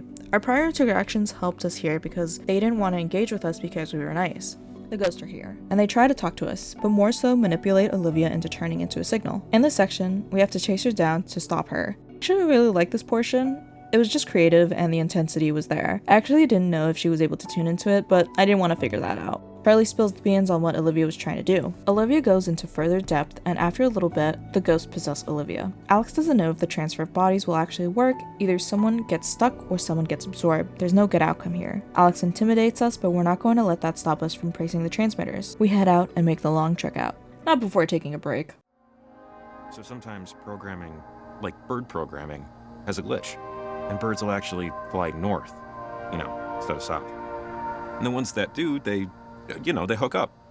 And suddenly, we have a whole new generation of birds going the wrong way. I wonder about the other birds, the ones flying the natural way, when they see birds going in the opposite direction. And I just wonder how many of them change their mind, turn around. I wonder how many of them find a different way. This reminds me of that story I told you. I'm pregnant. Beg pardon? I found out before I took the job. I'm 2 months.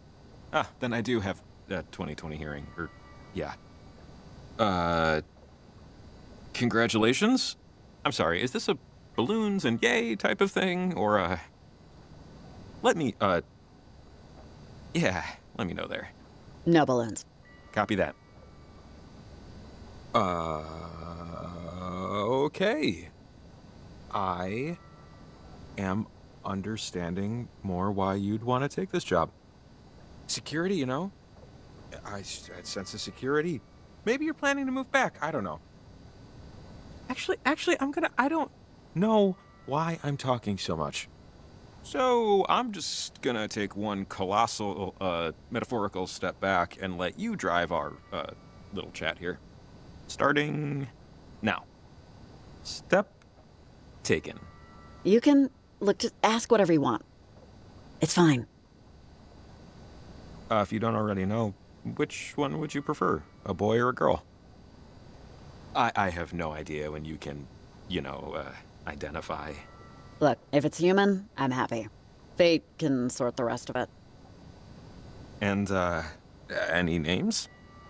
And if I'm prying, please say so. I'll just immediately stop talking. Absolutely no idea. Yeah, you probably don't want to paint yourself into a name corner, you know? So, bird's eye, how do you, feel overall about it? I feel like I'll be apologizing to this kid my entire life. I know what they're inheriting. Being mine, they're gonna have an uphill climb. Don't we all? Maybe this is weird, but, thanks for telling me. I appreciate it. Look, I don't want to be treated differently, not even a little. Not even at all, promise. Boy, night of surprises. But it's nice to have one that's different, in the good way. Before this, Jacob is talking about bird migration and whether or not birds ever question the path that they took is the right one, or if they ever look back and try and find a new path. Whether he's talking about himself or to Riley, I think it definitely drives home that whichever path you do take, you'll end up somewhere and make your life out of it. Riley says she's going to be apologizing to the kid for the rest of his life, but she's making that decision to have them. I may not be a mother, but I think it's interesting how she was written to be the mom that isn't perfect, and she herself has no clue what to do. I don't know, I just thought that this interaction was sweet, and although Jacob does talk a lot, he does have some interesting things to say. Anyways, we make it back to Garland, and after a long walk, we open the door with the radio. Garland used to be a mining town, and it's very telling that there isn't much history here. There's an old church, a cemetery that has a lot of deaths in 1882, and it's most likely because of the mine collapsing. I'm going to skip over this section of the game because we're essentially just trying to get through the mine, and we do that by changing these machines' dates to match when the mine was still open. We managed to go way back in time, but it's not helpful. I think this is one of the cooler mechanics. I just wish the machines weren't so far apart. These guys don't run too fast, and it gets annoying really quickly. There's a guy in the shack that tells us more about the machines, but it's not important. We never talk to him again. We make it through the mines and to the top of the church, but not before Jacobs falls through the floor.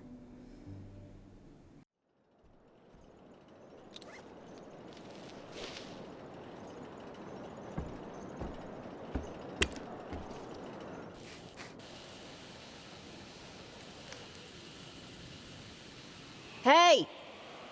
Is someone down there? No?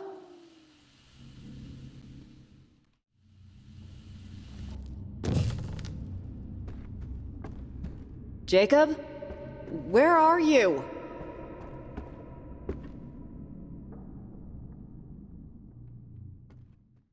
After lighting the candles, the ghosts speak to us.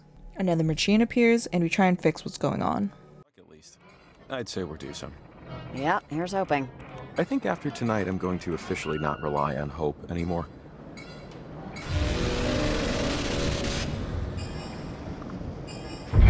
Whoa, jeez!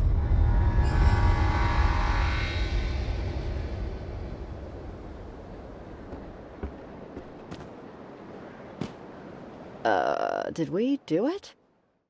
We kinda did it. Things seem fine, and Riley and Jacob talk about who's bunking where. We call Evelyn, and she lets us know she's headed out and back to her partner. Nice. We walk towards Main Street when we hear a payphone ringing. It's a warning from Shelly to not go outside her base, or she'll end up in a serious accident that may take her life. We call Shelly to warn her, and she thankfully stays behind. We make it to the general store to call a ride, but Jacob runs off before we do so. Wait, was there a... Oranges and lemons, say the bells of St. Clement's. Here comes a candle to light you to bed, and here comes a chopper to chop off your head. Alex, what are you doing? Oh, wait,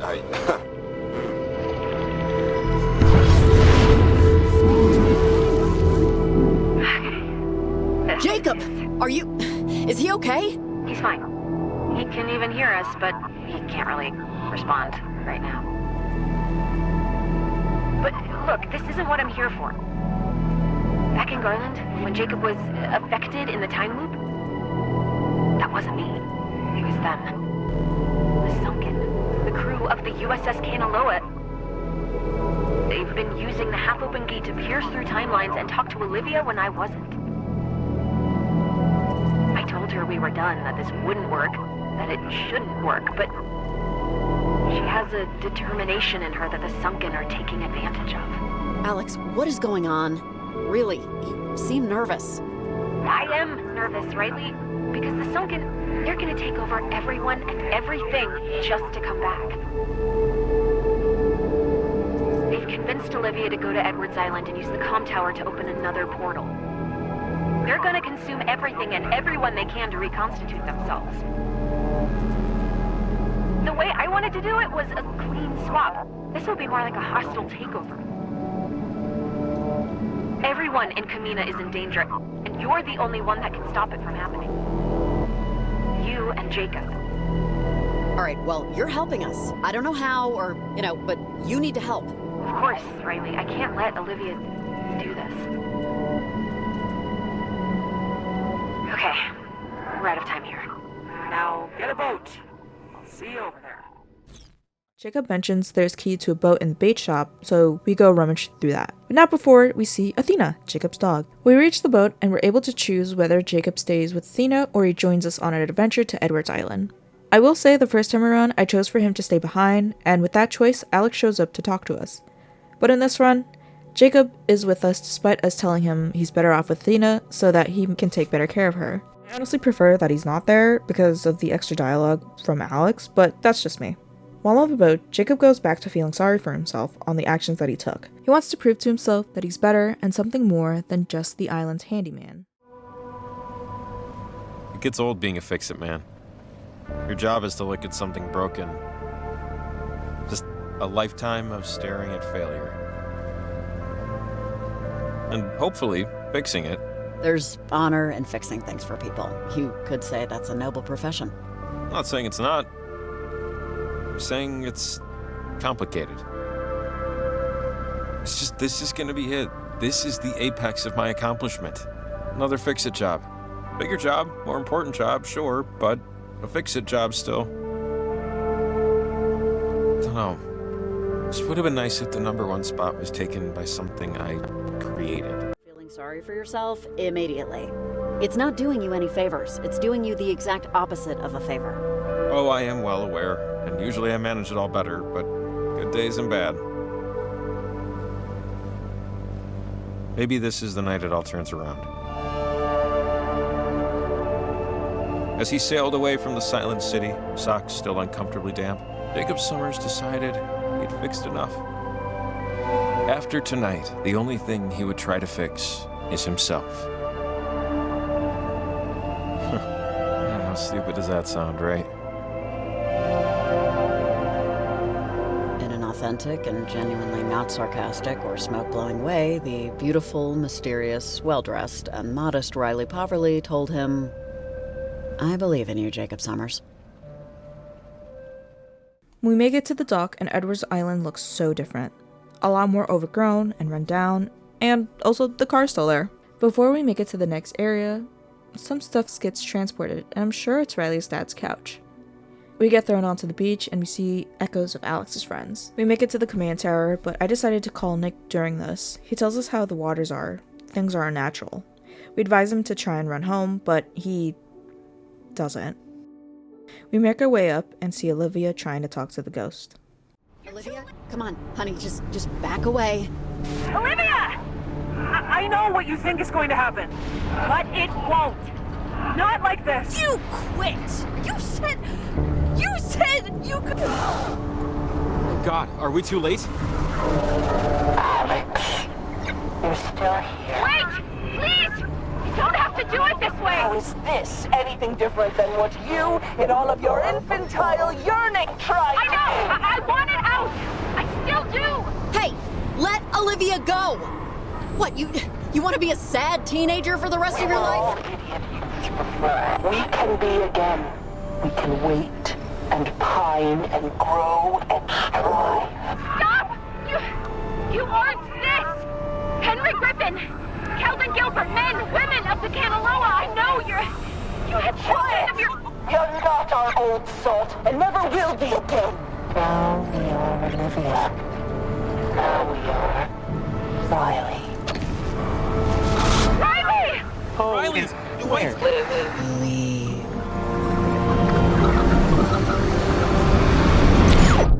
Home? Everything.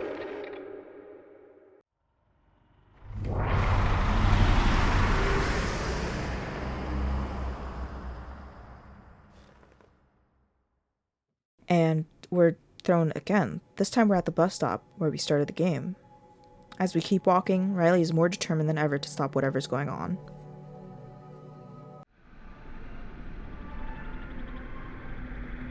Sleepy time, gal.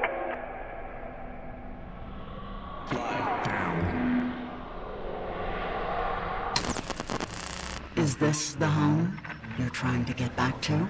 What is there to escape to?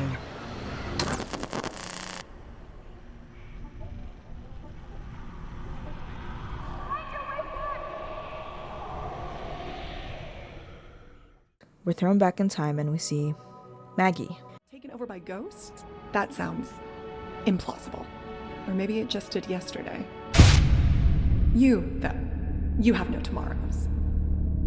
At least you can cling to that notion. Comfort in your defeat. Are you Maggie Adler? Something like that. The dead don't change. They can't. Just like you and me. I'll always be here, and you'll always be in your little apartment, wishing things were different. If a caterpillar is a butterfly unblossomed... Can't you help me? Maggie, come on! Together we can fight them off! I know there's still... Like how I fought? Against the eclipse? Against death? Nothing fights like time, child. And the sunken are as time itself. Stop fighting. Your grist for souls will use your sunburned skin like wallpaper.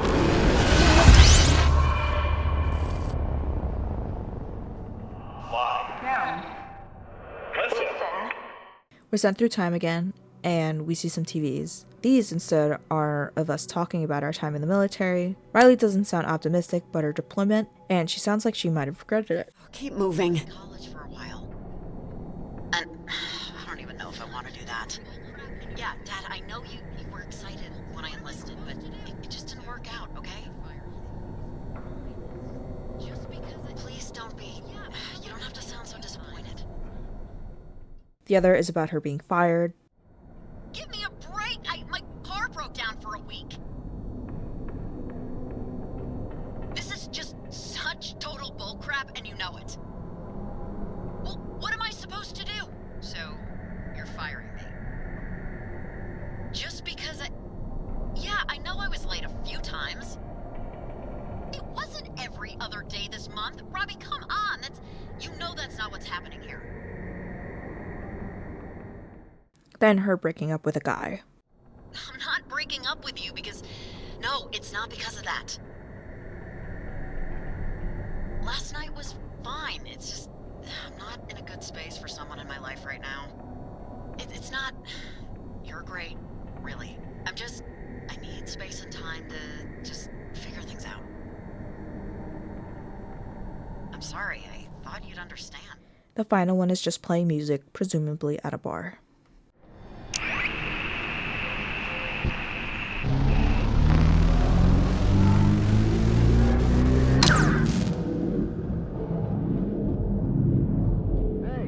Anyone know this girl?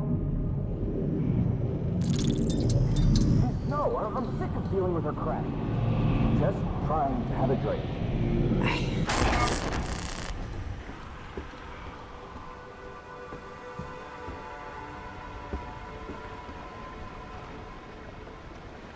We're at a dock and we see Rex, all grown up. Wouldn't you know it? You show up, fish clear out. You recognize me, right? I know it's you, Rex. Yeah, I know. How's it going so far? Making your bed every day? I think you can tell how it's going, Rex. I'm getting taken over by vengeful spirits just because I answered an ad for a job. It's going to complete crap, like most things I try to do.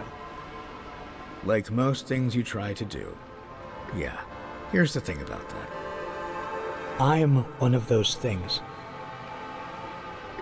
And I think I turned out pretty okay. I don't even know you. I know what you mean to me. I can feel what you mean, but I don't know you. Not really. It's true. I do have the slight advantage. Riley, I know you think you effed up here, and that you failed, and that the whole town is going to get eaten by ghosts, but you haven't yet. They haven't yet. But they will unless you snap the hell out of it right now. For my sake. Yeah, that's really easy for you to say. I don't even know what. I don't know where I am. I don't know what's going on. And you think that makes this easier for me? Mom, I think you've let a lot of anger keep you stapled to the carpet. You used to make me say I was sorry even when I wasn't. Remember that? Well, it's time for you to do something you're not quite ready for, too. Look, the Sunken and Alex and all of her friends have been in a void, just like you. Unlike you, though, they want to get out of it.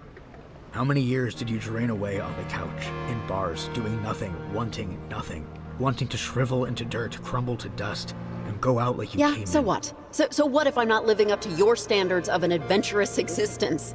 It is my life to live, even if I wanted to flush it down the toilet. It's not your life anymore, Mom. And don't say... I know you like to be stoic. There isn't any more time to kill. You're not that young anymore, and today's today. It ain't tomorrow. So this is the opposite of what you're going to try and teach me, by the way.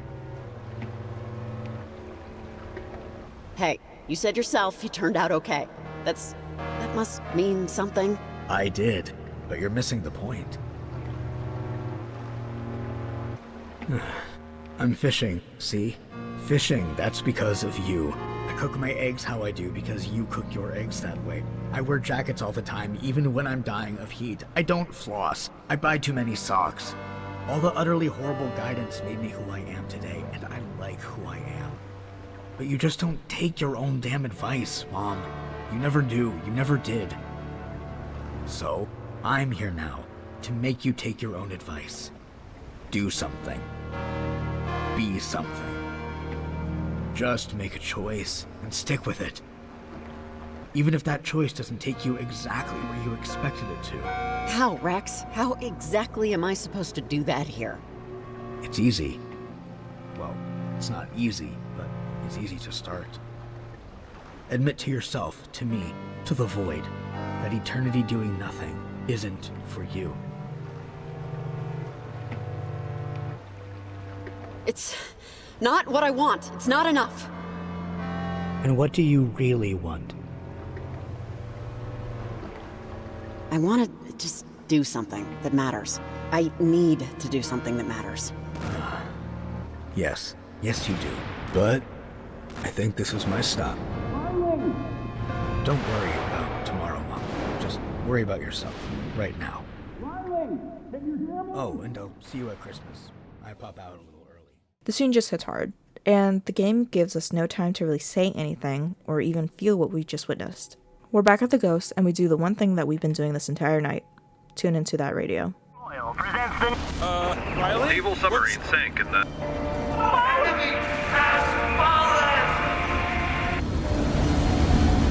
God save our souls.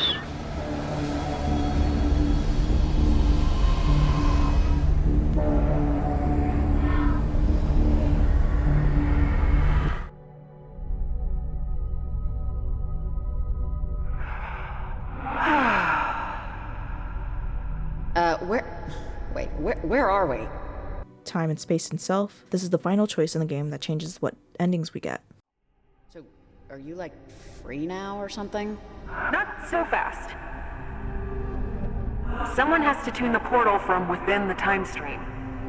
Or it will never close. And consume us all. What are you talking about? Whoever closes this portal. So, were you lying? You said Olivia could see her parents again. I wasn't lying. Someone has to stay behind to close the portal, just like how Alex did in the first game, and we have the option to give it to Riley, Olivia, or Jacob. Jacob really isn't much of a choice. I'm gonna be honest, I didn't like any of these endings. One is bittersweet, and the other one just feels empty. Alex gives us some foresight on how our relationship ends with Rex, and she tells us it ends up like our dad's. Just someday, the two of you will hit a wall too tall to climb and too long to walk around. And I know you know exactly the kind of situation I'm talking about, don't you? What situation? What are you even talking about? Like me and my dad. Yeah, like you and your dad. I'm sorry to be the one to tell you this, but I'm the only one that can. But maybe that was just mania acting for me. Olivia, what is it? You're really that unhappy living with your aunt and uncle? It's not them. I would be unhappy anywhere. This is a way out. Well, it's Riley's decision who goes in. Why? She has the radio, and it was always going to be like this. Just think about it, please. Always. You're really letting me go? I guess she is. Why? Maybe she saw in you what I saw in you. Olivia, who am I to stop you, honestly? If you want to do this, if you really want to do this, go ahead. Olivia, tune the portal closed. When Going to see my mom and dad again? I mean, it's actually going to happen. It's going to actually happen. I did it. Look, Riley, I don't have to say thank you, and we're not hugging. Just be a good mom. To your son.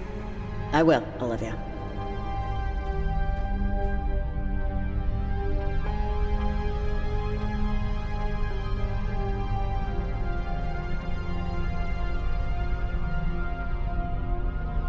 And Olivia is able to spend time forever with her parents just like how she wanted, but it isn't real.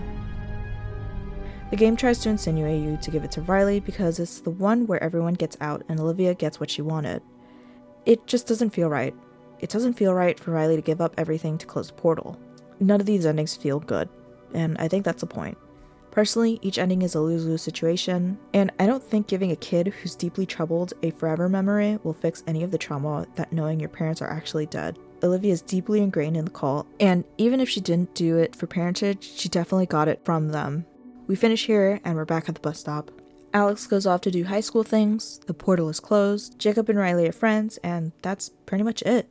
We get a final conversation with Jacob. So, I think you should call your dad and tell him you're going to be a mom. And why that's a good thing. Pretty soon, anyway. It doesn't matter. Knowing where the relationship goes, how Rex will think of me. It would matter to him, you know it'd matter to him. You know, we make these little people, and those little people grow up into big people. And along the way, we change. We lose things. We gain things. We form opinions. We have regrets. And we take all of that stuff and go on making more little people. Time travel really isn't anything compared to all that, is it? The next loading screen is a box. We get different trinkets from throughout our playthrough. The chapter is closing, and it's all bittersweet. What more do I have to say about this game besides play for yourself and experience it? I didn't like this game for the first time I played it, and I think it was because I didn't know what it was trying to tell me. I was still in school, and I had dreams and aspirations. But I got out, and I'm not where I said I wanted to be 2 years ago. I'm working on this video, and I hope it inspires people to make more stuff. I want to make more stuff. Riley as a character is so different from Alex, and I think playing both games back to back completed that hole I was having for this game. Riley is a glass half full, half empty kind of guy, and despite the many things in her life going wrong, there's a few good things that she's done, and I think that's worth more than anything. Alex was just a teen who didn't know what she was getting into, a mistake that probably costed her an eternity.